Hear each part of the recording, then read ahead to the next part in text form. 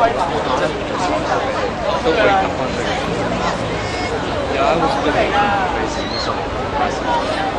而今日對於小輪公司嘅員工嚟講，可以話係特別多㗎，因為班次多咗，客人咧亦都多咗。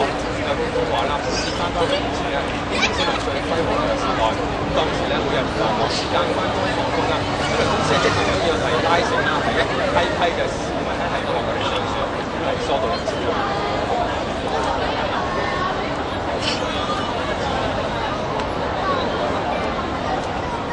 分半鐘。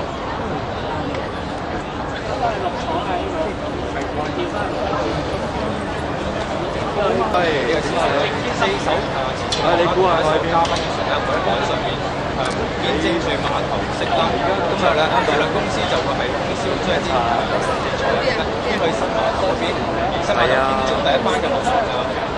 咩話？波鞋街。波鞋街。高大咁多，我哋會喺呢度諗住碼頭度嘅。冇收咯。